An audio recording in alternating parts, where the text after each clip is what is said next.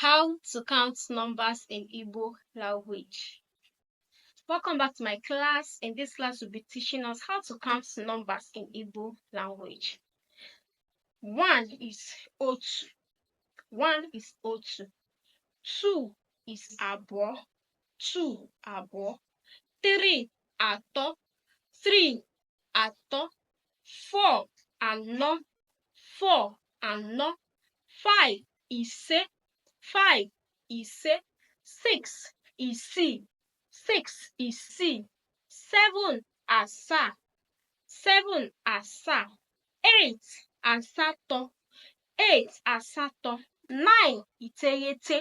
9 iteghete. 10 iri. 10 is iri. Now 11 is iri na otu. That na stands for and. It's joining the 10 and 1.